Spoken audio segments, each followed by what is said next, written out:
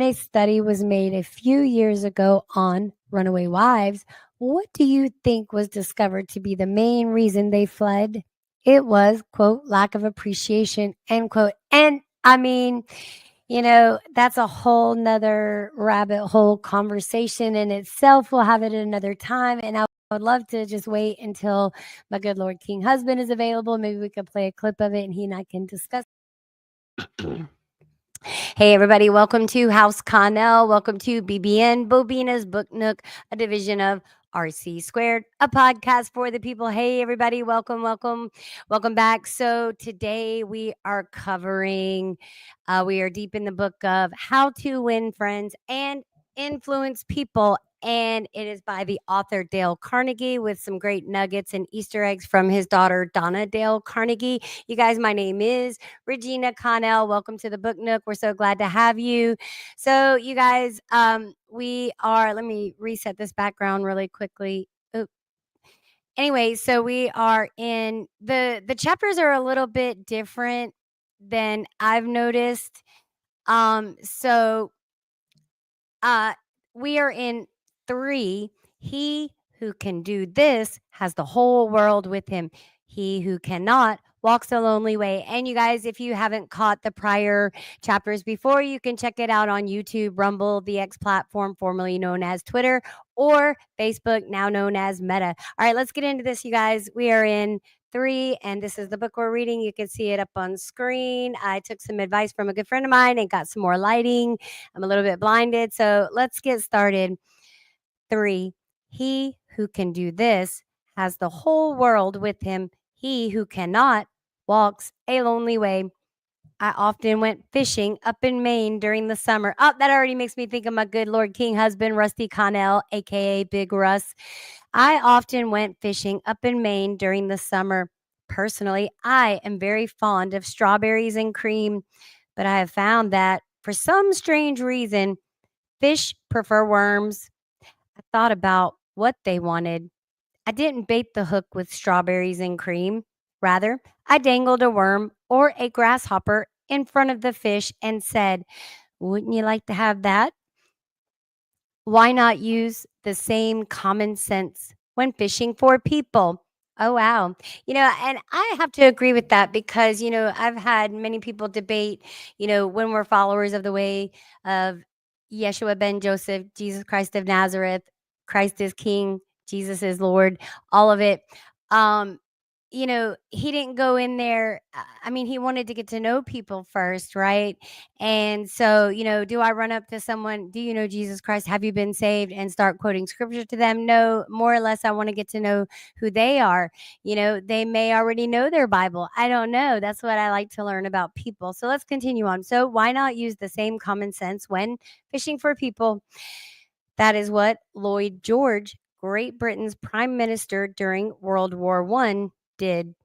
When someone asked him how he managed to stay in power after other wartime leaders, U.S. President Woodrow Wilson, Italian Prime Minister Vittorio Orlando, French Prime Minister Georges Clemenceau had been forgotten, he replied that if his staying on top might be attributed to one thing, I can't wait to hear what this is. It would be his having learned to bait the hook to suit the fish. Why talk about what we want? That is childish, absurd. Of course, you are interested in what you want, eternally interested, but no one else is. The rest of us are just like you. We are interested in what we want. So, the only way on earth to influence other people is to talk about what they want and show them how to get it. I kind of like this book. I do. I like it. And especially on the back end of us reading the Bible and all of that. And I'll say it again. I put it in the intro description that, the Christian Holy Bible is our first book we go to, first self-help, because all the answers are in there. Let's continue on, but I am liking this book. No buts. I am liking this book. With that said, I am liking this book. All right, remember that tomorrow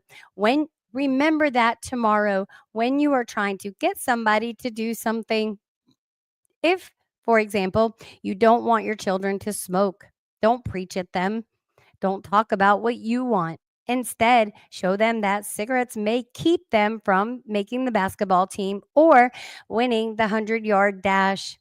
This is a good thing to remember, regardless of whether you are dealing with children or calves or chimpanzees. I'll say it again. We do not come from monkeys. We do not come from apes. We do not, by happenstance, crawl out of a primordial soup from the clashing of whatever up in the heavenly realms.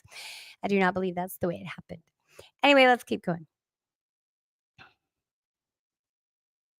One day, Ralph Waldo Emerson and his son tried to get a calf into the barn, but they made the common mistake of thinking only of what they wanted. Emerson pushed and his son pulled, but the calf was doing just what they were doing, thinking only of what he wanted.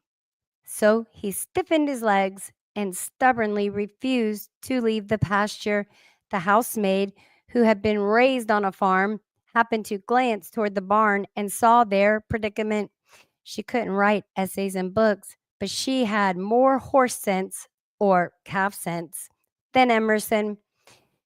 She thought of what the calf wanted. So she put her finger in the calf's mouth and let the calf suck her finger as she gently led him into the barn. Every act you have ever performed since the day you were born was performed because you wanted something. How about the time you gave a large contribution to the Red Cross? Yes, that is no exception to the rule. You gave the Red Cross the donation because you wanted to lend a helping hand. You wanted to do a beautiful, unselfish, divine act. Quote, inasmuch as ye have done it unto one of the least of these my brethren, ye have done it unto me, end quote. And that is biblical scripture right there. If you hadn't wanted that feeling more than you wanted your money, you would not have made the contribution. Of course, you might have made the contribution because you were ashamed to refuse or because a customer asked you to do it. But one thing is certain, you made the contribution because you wanted something. In his illuminating book, Influencing Human Behavior, Harry A. Overstreet wrote, action springs out of what we fundamentally desire. I'm going to bring up a little visual aid really quickly so you guys can see it. And this is a little something I put together as I'm reading, so you guys can just kind of look at it if you want to. In his illuminating book, Influencing Human Behavior, Harry A. Overstreet wrote, quote, action springs out of what we fundamentally desire, and the best piece of advice which can be given to would-be persuaders, whether in business, in the home, in the school, in politics, is first, arouse in the other person an eager want. He who can do this has the whole world with him. He who cannot walks a lonely way. I would dare say that is truth. And we saw it happen, especially with our election just now behind us, Andrew Carnegie, the poverty stricken Scotsman who, as a lad, started to work at 2 cents an hour and finally gave away $365 million, learned early in life that the only way to influence people is to talk in terms of the other person's wants. Carnegie attended school for only 4 years, yet he learned how to deal effectively with people. To illustrate, his sister in law was worried sick over her 2 boys. They were at Yale, and they were so busy with their own affairs that they neglected to write home and paid no attention whatever to their mother's frantic letters. Then Carnegie offered to wager $100 that he could get an answer by return mail without even asking for it. Someone called his bet, so he wrote his nephews a chatty letter mentioning casually in a postscript that he was sending each one a $5 bill. He did not, however, enclose the money. Back came replies by return mail thanking dear Uncle Andrew, for his kind note. And you can finish the sentence yourself. Another example of persuading comes from Stan Novak of Cleveland, Ohio, a participant in my course. Let me read that again. Another example of persuading comes from Stan Novak of Cleveland, Ohio, a participant in my course. Stan came home from work one evening to find his youngest son, Tim, kicking and screaming on the living room floor. He was to start kindergarten the next day and was protesting that he would not go. Stan's normal reaction would have been to banish the child to his room and tell him he just better get up. He just better make up his mind to go. He had no choice. But tonight, recognizing that this would not really help Tim start kindergarten in the best frame of mind, Stan sat down and thought, quote, if I were Tim, why would I be excited about going to kindergarten? End quote. He and his wife made a list of all the fun things Tim would do, such as finger painting, singing songs, making new friends. Then they put it into action. We all started finger painting on the kitchen table. My wife, Lil, my other son, Bob, and myself, all having fun. Soon, Tim was peeping around the corner. Next, he was begging to participate. Oh no, you have to go to kindergarten first to learn how to finger paint. I love that. With all the enthusiasm I could muster, I went through the list, talking in terms he could understand. The next morning, I thought I was the first one up. I went downstairs and found Tim sitting sound asleep in the living room chair. Quote, what are you doing here? I asked. I'm waiting to go to kindergarten. I don't want to be late. The enthusiasm of our entire family had aroused in Tim an eager want that no amount of discussion or threat could have possibly accomplished. End quote. I really do like that. I hope you guys like it as well. One moment. Wow. So I'm going to play a little clip really quickly of yesterday's um, readings, The Power of Dealing with People. All right. Why did Carnegie pay $1 million a year or roughly $3,000 a day to Charles Schwab? Because Schwab was a genius? No, because he knew more about the manufacture of steel than other people? Nonsense. Charles Schwab told me himself that he had many men working for him who knew more about the manufacture of steel than he did. Schwab says that he was paid this salary largely because of his ability to deal with people. I asked him how he did it.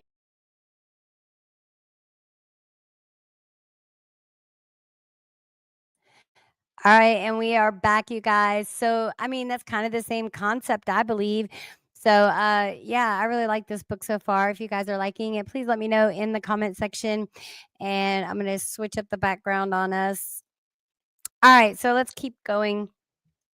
So little Tim's so excited, the whole family got excited, and here we are back to family values. And I'll remind everyone the time period of when this book was in its culmination, he said was a decade or more in the making, and then it was finally, penned, released, published in 1936. All right, let's continue on. Tomorrow, you may want to persuade somebody to do something. Before you speak, pause and ask yourself, quote, how can I make this person want to do it? End quote. That question will stop us from rushing into a situation heedlessly with futile chatter about our desires. At one time, I rented the grand ballroom of a certain New York hotel for 20 nights in each season in order to hold a series of lectures. At the beginning of one season, I was informed at the last minute that I had to pay almost 3 times as much rent as formerly. This news reached me after the tickets had been printed and distributed and all announcements had been made. And I will tell everyone that's very expensive to do. And I'm sure even back then, was even more expensive.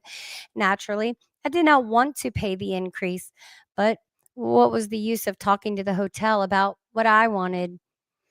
They were interested only in what they wanted. Oh, wow. So it was even happening back then. So a couple of days later, I went to see the manager. I was a bit I was a bit shocked when I got your letter, I said, but I don't blame you at all. If I had been in your position, I would probably have written a similar letter myself. Your duty as the manager of the hotel is to make all the profit possible. If you don't do that, you will be fired, and you ought to be fired. Now, let's take a piece of paper and write down the advantages and the disadvantages that will accrue to you if you insist on this increase in rent. And I will say, you guys, I am not afraid to do that. If we're talking business and all of that, each party has expectations. We have an expectation. Why are we afraid to say that, right? And I'll go into more detail about that another time because we still got a few more pages to cover. So let's continue on, guys. Hope you're enjoying this. If you are, please hit that like, share, and subscribe button. And if you want to sew in further, just watch the whole of the content. It helps us get into the index. And most platforms go by watch time, hours, and engagement. So I hope to keep this engaging for you guys. All right, let's continue on. So let's see how this little negotiation goes. Then I took a sheet of paper, ran a line through the center, and headed one column, quote, advantages, these words. Oh, wait, and the other, disadvantages. I wrote down the heading, advantages, these words, ballroom free. Then I went on to say, you will have the advantage of having the ballroom free to rent for dances and conventions. That is a big advantage. For affairs like that, will pay you much more than you can get for a series of lectures. If I tie your ballroom up for 20 nights during the course of the season, it is sure to mean a loss of some very profitable business for you. Now, let's consider the disadvantages. First, instead of increasing your income from me, you are going to decrease it. In fact, you are going to wipe it out because I cannot pay the rent you are asking. I shall be forced to hold these lectures at some other place. And I just want to say my thoughts on it before he says anything. So I think like he does. So I would be telling the manager, think of all the people, the tickets that have already been sold. If people have bought the tickets, that means more than likely they're going to show up pending some, emergency or whatever stopping them from attending the lecture. So if it's already sold out for however many people the ballroom can hold, that's guaranteed business, especially people that are traveling from abroad or, across the country. They're probably going to want to stay in that hotel. Otherwise, unless they're always, booked up and never, you have to book in advance for years in advance. I've heard of those. Well, then you might, not have a foot to kind of stand on. So let's see what Mr. Carnegie says about it. There's another disadvantage to you also. These lectures attract crowds of educated and cultured people to your hotel. That is good advertising for you, isn't it? In fact, if you spent $5,000 advertising in the newspapers, you couldn't bring as many people to look at your hotel as I can bring by these lectures. That is worth a lot to a hotel, isn't it? As I talked, I wrote these two disadvantages under the proper heading and handed the sheet of paper to the manager, saying, I wish you would carefully consider both the advantages and disadvantages that are going to accrue to you and then give me your final decision. Well played. I received a letter the next day informing me that my rent would be increased only 50% instead of tripled. Mind you, I got this reduction without saying a word about what I wanted. I talked all the time about what the other person wanted and how he could get it. And unfortunately, today, people won't even listen to that because they're so when they go to work for a company. And I ask all the time, you are more than the position that you are hired for, and if I were a business owner, I want people who are independent thinkers. No, do I want someone who's going rogue? No. We should be able to ask questions. And, I think it's just gotten too automated, too automated. Let's keep going. Suppose I had Suppose I had done the human natural thing. Suppose I had stormed into his office and said, "What do you mean by tripling my rent when you know the tickets have been printed and the announcements made? Triple! Ridiculous! Absurd! I won't pay it." What would have happened then? An argument would have begun to sputter. And you know how arguments end. And I can't disagree with that. I cannot disagree with that. Because imagine the manager is only a representative of the owner of the hotel, right? So, they have some latitude to make executive decisions, I'm sure. I'm sure something of this magnitude, I think it's wrong that they did the rate increases like that. Like they should have let somebody know like in a year in advance, especially if they know they have those type of bookings. But again, we don't know the full circumstances, but I like the way he handled it. I could learn a thing or two. I had convinced him that he was wrong. His pride, even if I had convinced him that he was wrong, his pride would have made it difficult for him to back down and give in. Here is one of the best bits of advice ever given about the fine art of human relationships. Quote, "If there is any one secret of success," said Henry Ford, quote, "it lies in the ability to get the other person's point of view and see things from that person's angle as well as from your own." That is so good. I want to repeat it. I am all about the power of repetition. So, quote, "If there is any one secret of success, it lies in the ability to get the other person's point of view and see things from that person's angle as well as from your own." It is so simple and obvious. Anyone ought to see the truth of it at a glance. Yet 90% of the people on this earth ignore it 90% of the time. An example: look at the messages that come across your desk tomorrow morning, and you will find that most of them violate this important canon of common sense. Take this one: a letter written by the head of the radio department of an advertising agency with offices scattered across the continent. This letter was sent to the managers of local radio stations throughout the country. Parentheses. I have set down in brackets my reaction, my reactions to each paragraph. Parentheses close. Mr. John Blank, Blankville, Indiana. Dear Mr. Blank, the blank company desires to retain its position in advertising agency leadership in the radio field. Parentheses, who cares what your company desires? I am worried about my own problems. The bank is foreclosing the mortgage on my house. The bugs are destroying the hollyhocks. The stock market tumbled yesterday. I missed the 8:15 train this morning. I wasn't invited to the Joneses dance last night. The doctor tells me I have high blood pressure and neuritis and dandruff. And then what happens? I come down to the office this morning worried. Open my mail, and here is some little whippersnapper off in New York yapping about what his company wants. Outrageous. If he only realized what sort of impression his letter makes, he would get out of the advertising business and start manufacturing sheep dip. Parentheses closed. Here goes the rest of the letter, guys. This agency's national advertising accounts were the bulwark of the network. Our subsequent clearances of station time have kept us at the top of agencies year after year. Wow, where's the shout out to the staff? Where's all of that? I mean, they sound like a little like King Nebuchadnezzar to me. What do y'all think? Let's keep going. So here's Mr. Carnegie's response. You are big and rich and right at the top, you are big and rich and right at the top, are you? So what?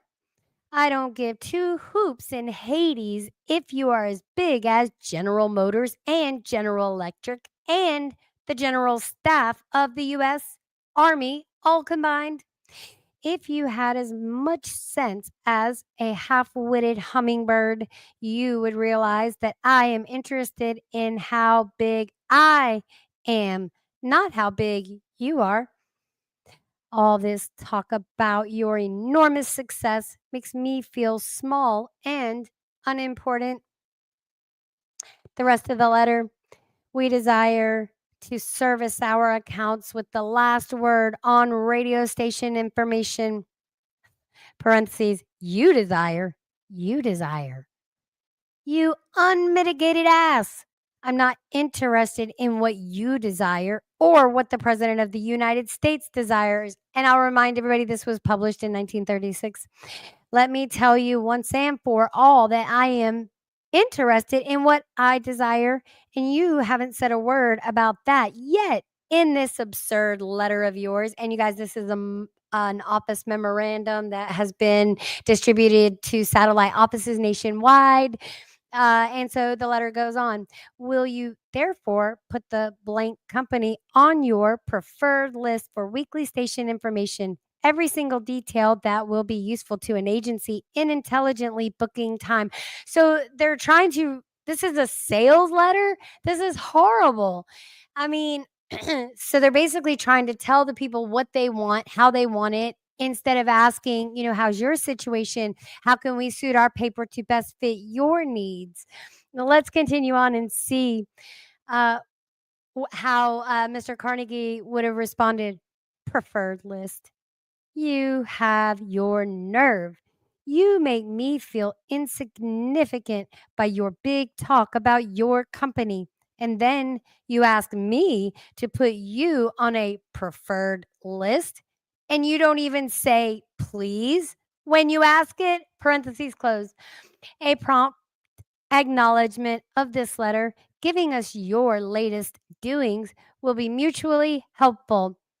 So it doesn't sound like they're generally interested in wanting to know what's going on with their consumer base, people's lives. They just kind of want to do a census. It sounds like they just want statistics. It does sound very cold. Parentheses, you fool. You mail me a cheap form letter, a letter scattered far and wide like the autumn leaves. And you have the gall to ask me when I am worried about the mortgage and the hollyhocks and my blood pressure to sit down and dictate a personal note acknowledging your form letter. And you ask me to do it promptly?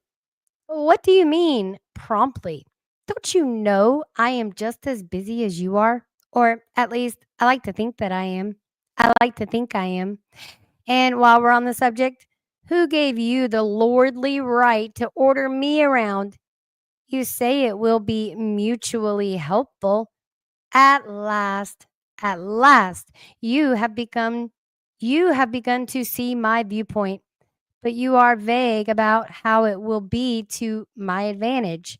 Very truly yours, John Doe, Manager, Radio Department. P.S. Postscript. The enclosed reprint from the Blankville Journal will be of interest to you, and you may want to broadcast it over your station. Okay, now there wants. Parentheses, finally. Down here in the postscript, you mentioned something that may help me solve one of my problems. Why didn't you begin your letter with, but what's the use? Anyone in advertising who is guilty of perpetrating such drivel as you have sent me has something wrong with his medulla oblongata. You don't need a letter giving our latest doings. What you need is a quart of iodine in your thyroid gland. Parentheses closed. I have no idea what that means. Now, if people who devote their lives to advertising and who pose as experts in the art of influencing people to buy, if they write a letter like that, what can we expect from the butcher or baker or the auto mechanic. Here's another letter written by the superintendent of a large freight terminal to a student of my course, Edward Vermeulen. What effect did this letter have on the man to whom it was addressed? Read it, and then I'll tell you. A. Zariga's Sons Incorporated, 28 Front Street, Brooklyn, New York, 11201. Attention, Mr. Edward Vermeulen. Gentlemen, the operations at our outbound rail receiving station are handicapped because a material percentage of the total business is delivered us in the late afternoon. This condition results in congestion, overtime on the part of our forces, delays to trucks, and in some cases, delays to freight. On November 10, we received from your company a lot of 510 pieces, which reached here at 4:20 p.m. We solicit your cooperation toward overcoming the undesirable effects arising from late receipt of freight. May we ask that on days on which you ship the volume which was received on the above date, effort be made either to get the truck here earlier or to deliver us part of the freight during the morning. So they're asking them to split it up into two separate shipments. Probably aren't willing to pay the difference in what that would cost because a lot of stuff goes into shipping. But let's see what the rest of the letter reads. The advantage that would accrue to you under such an arrangement would be that of more expeditious discharge of your trucks and the assurance that your business would go forward on the date of its receipt. Very truly yours, J. B. Supt.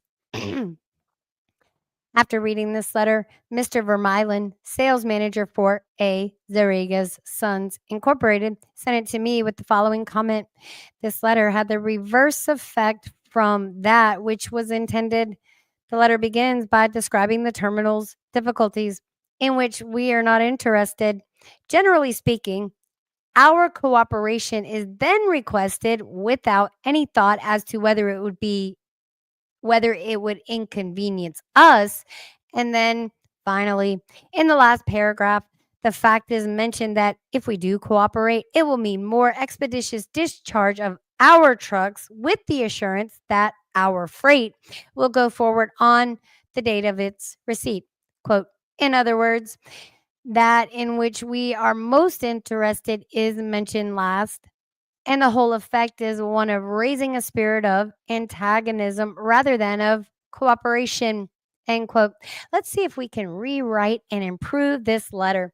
Let's not waste any time talking about our problems. That's right. Let's get into solutions. I like that. As Henry Ford admonishes, let's get the other person's point of view and see things from that person's angle as well as from your own. Yeah, let's do it. Kind of hard to do when you have a faceless corporation, but hey, we'll give it our best shot. Let's see. Okay, so here is one way of revising the letter. It may not be the best way, but isn't it an improvement? Mr. Edward Vermeulen, care of A. Zariga's Sons Incorporated, 28 Front Street, Brooklyn, New York, 11201. And I like the C/O care of because it acknowledges, hey, you are in charge of this company. You're caring for it. We see that. We acknowledge that. Dear Mr. Vermeulen, your company has been one of our good customers for 14 years. Naturally, we are very grateful for your patronage and are eager to give you the speedy, efficient service you deserve. However, we regret to say that it isn't possible for us to do that when your trucks bring us a large shipment late in the afternoon, as they did on November 10. Why? Because many other customers make late afternoon deliveries also. Naturally, that causes congestion. That means your trucks are held up unavoidably at the pier, and sometimes even your freight is delayed. That's bad, but it can be avoided. If you make your deliveries at the pier in the morning, when possible. Your trucks will be able to keep moving. Your freight will get immediate attention, and our workers will get home early at night to enjoy a dinner of the delicious macaroni and other noodles that you manufacture. Regardless of when your shipments arrive, we shall always cheerfully do all in our power to serve you promptly. You are busy. Please don't trouble to answer this note. Yours truly, J.B. Supt. Barbara Anderson, who worked at a bank in New York, desired to move to Phoenix, Arizona for the health of her son. Using the principles she had learned in my course, she wrote the following letter to 12 banks in Phoenix. Dear Sir, my 10 years of bank experience should be of interest to a rapidly growing bank like yours in various capacities in bank operations with the Bankers Trust Company in New York, leading to my present assignment as branch manager. I have acquired skills in all phases of banking, including depositor relations, credits, loans, and administration. I will be relocating to Phoenix in May, and I am sure I can contribute to your growth and profit. I will be in Phoenix the week of April 3rd and would appreciate the opportunity to show you how I can help your bank meet its goals. Sincerely, Barbara L. Anderson. I really like that letter. Sounds like something that I would probably craft. Do you think Mrs. Anderson received any response from that letter? 11 of the 12 banks invited her to be interviewed, and she had a choice of which banks offer to accept. Why? Mrs. Anderson did not state what she wanted, but wrote in the letter how she could help them and focused on their wants, not her own. Thousands of salespeople are pounding the pavements today, tired, discouraged, and underpaid. Why? Because they are always thinking only of what they want. They don't realize that neither you nor I want to buy anything. If we did, we would go out and buy it. But both of us are eternally interested in solving our problems. And if salespeople can show us how their services or merchandise will help us solve our problems, they won't need to sell us. We will buy. And customers like to feel that they are buying, not being sold. I have to agree with that. I completely have to agree with that. All right, let's continue on. Yet, many salespeople spend a lifetime in selling without seeing things from the customer's angle.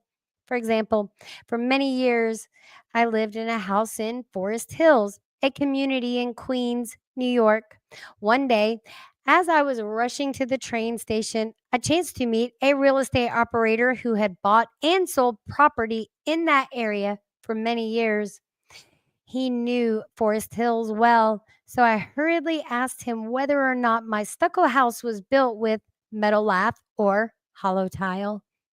He said he did not know and told me what I already knew, that I could find out by calling the Forest Hills Garden Association. The following morning, I received a letter from him. Did he give me the information I wanted? He could have gotten it in 60 seconds by a telephone call, but he did not. He told me again that I could get it by telephoning and then asked me to let him handle my insurance. Ah, yeah, I probably wouldn't either. He was not interested in helping me. He was interested only in helping himself. Amen. Wow. Wow, wow, wow, wow, wow. You guys, I'm liking this book so far. All right, you guys, we're almost done. Got a couple more pages to go. Let's keep at it. All right. J. Howard Lucas of Birmingham, Alabama, tells how two salespeople from the same company handled the same type of situation. He reported, quote, several years ago, I was on the management team of a small company. Headquartered near us was the district office of a large insurance company. Their agents were assigned territories, and our company was assigned two agents, whom I shall refer to as Carl and John. One morning, Carl dropped by our office and casually mentioned that his company had just introduced a new life insurance policy for executives and thought we might be interested later on, and he would get back to us when he had more information on it. The same day, John saw me and a colleague on the sidewalk while returning from a coffee break, and he shouted, "Hey, Luke, hold up! I have some great news for you fellows." He hurried over and very excitedly told us about an executive life insurance policy his company had introduced that very day. Parentheses, it was the same policy that Carl had casually mentioned. Parentheses closed. He wanted us to have one of the first issued. He gave us a few important facts about the coverage and ended saying, quote, "The policy is so new, I'm going to have someone from the home office come out tomorrow and explain it. Now, in the meantime, let's get the applications signed and on the way so my fellow can have more information to work with so he knows more about you." Parentheses closed. His enthusiasm aroused in us an eager want for this policy, even though we still did not have details. When they were made available to us, they confirmed John's initial understanding of the policy, and he not only sold each of us a policy, but later doubled our coverage. Quote, "Carl could have had those sales, but he made no effort to arouse in us any desire for the policies." Right. The world is full of people who are grabbing and self seeking. So the rare individual who unselfishly tries to serve others has an enormous advantage. He has little competition. O&D Young, a noted lawyer and founder of the Radio Corporation of America, parentheses RCA, parentheses closed, once said, people who, quote, people who can put themselves in the place of other people, who can understand the workings of their minds, need never worry about what the future has in store for them, end quote. If out of reading this book you get just one thing, an increased tendency to think always in terms of other people's point of view and see things from their angle. If you get that one thing out of this book, it may easily prove to be one of the building blocks of your career. Looking at the other person's point of view and arousing in him or her an eager want for something is not to be construed as manipulating that person to do something that is only for your benefit and their detriment. Each party should gain from the negotiation. In the letters to Mr. Vermeulen, both the sender and the receiver of the correspondence gained by implementing what was suggested. Both the bank and Mrs. Anderson won by her letter, in that the bank obtained a valuable employee and Mrs. Anderson a suitable job. The best way to motivate someone to do something for you is to show how it would benefit them as well. Michael Whitten could attest to that. Mike, a territory salesperson for the Shell Oil Company in Rhode Island, had a situation that was plaguing him. But by using this principle, he came up with an ingenious solution. Let's see what his solution was. The problem was one outdated, run-down station. Mike was Mike was determined to be the number one salesperson in his area, but this station was in such bad shape that sales were declining significantly, and it was holding him back from his goal. The station was run by an older man who was set in his ways. He had no desire to change, and no amount of cajoling on Mike's part could get him to fix the place up. Mike first tried reasoning with the man and offered helpful suggestions. No luck. He then tried heart to heart talks. Finally, he resorted to pleading. None of it had any effect. The man was as stubborn as a Missouri mule. Then Mike had an idea. If he invited the manager to join him in visiting the newest station in the territory, maybe it would inspire the man to upgrade his own. The manager was interested to see what the competition was up to and readily agreed to the field trip. So Mike arranged a tour of the new facility. I'll say this a little ingenious. Fix my microphone real quick. Oh, yeah. Oop. All right, guys, here we go. What the manager saw there impressed him so much that the next time Mike visited, he didn't recognize the place.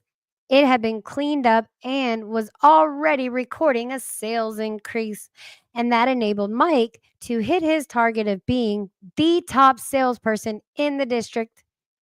All of Mike's talking hadn't accomplished anything, but by arousing an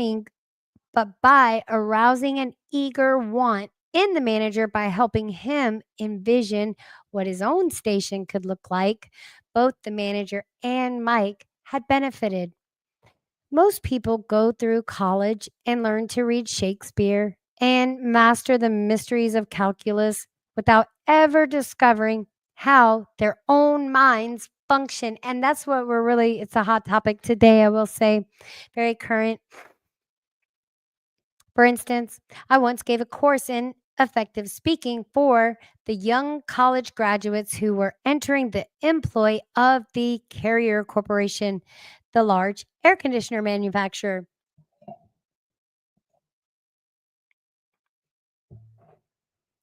One of the participants wanted to persuade the others to play basketball in their free time. And this is about what he said. This is about what he said. Quote, I want you to come out and play basketball. I like to play basketball, but the last few times I've been to the gym, there haven't been enough people to get up a game. There were only 2 or 3 of us the other night, so all there was to do was throw the ball around, and I got a black eye. I wish all of you could come down tomorrow night. I want to play basketball. Did he talk about anything you want? You don't want to go to a gym that no one else goes to, do you? You don't care about what he wants. You don't want to get a black eye. Could he have shown you how to get the things you want by using the gym? Surely. More pep, keener edge to the appetite, clearer brain, fun, games, basketball. To repeat Professor Overstreet's wise advice, first, arouse in the other person an eager want. He who can do this has the whole world with him. He who cannot walks a lonely way. So there it is, thrice in the chapter. A father, K.T. Deutschmann, a telephone engineer, could not get his 3-year-old daughter to eat breakfast food. The usual scolding, pleading, coaxing methods had all ended in futility. So the parents asked themselves, how can we make her want to do it? The little girl loved to imitate her mother, to feel big and grown up. So one morning, they put her on a chair and let her make the breakfast food. At just the psychological moment, father drifted into the kitchen while she was stirring the cereal and she said, quote, oh, look, Daddy, I am making cereal this morning. I am making cereal this morning. They do get excited. The drama critic William Winter once remarked that, quote, self expression is the dominant necessity to, quote, let me read this again. The drama critic William Winter once remarked that self expression is the dominant necessity of human nature, end quote. Why can't we adapt this same psychology to business dealings? When we have a brilliant idea, instead of making others think it is ours, why not let them cook and stir the idea themselves? They will then regard it as their own. They will like it and maybe eat a couple helpings of it. Remember, quote, first, arouse in the other person an eager want. If you can do this, you will have the whole world with you. If you cannot, you will walk a lonely way. End quote. Principle 3, arouse in the other person an eager want. And what's so wrong with that? What's so wrong? And it's like he said, I'm not talking about manipulation. I'm not talking about, that kind of stuff. That's not what I'm talking about. So let me put this backdrop here. There we go. We'll watch this for a second. All right, guys. So, in a nutshell, fundamental techniques in handling people. Principle 1, don't criticize, condemn, or complain. Principle 2, give honest and sincere appreciation. Principle 3, arouse in the other person an eager want. All right, you guys. Well, I think that has been very helpful to me today. You guys, we got in, I guess, I don't really know how this is like chopped up. This like part 1 has 3 parts to it. So part 2 looks like it has about 3 principles to it. So that's how the book is laid out. You guys remember he does recommend reading it twice. I do highly recommend, please, in the Book Nook and in any book club, it is customary that we go out and grab our own copy. You guys, if you can't afford it or you can't find one, let us know and we will figure out a way to get your very own copy. You guys, I thank you so much for joining me today. This has been a fun one. Thank you for joining me here on BBN, Bobina's Book Nook, a division of RC Squared, a podcast for the people. You guys remember we've got 2 more days of the Book of Revelation, so we'll be releasing part E. I think we're going to go live Saturday sometime. And we'll see you then, you guys. I thank you so much for joining us, and we'll see you next time on the next one. And we'll work to try to get a schedule more sound. I'm just trying to figure things out. So you guys, please leave any and all feedback. We do thank you for it, and we do very much. It helps us. It helps us make things better for you and all of that. So you guys, my name is Regina Connell. This has been BBN, Bobina's Book Nook, a division of RC Squared, a podcast for the people. You guys, will see you on the next one. Be blessed. I've always liked to play with fire.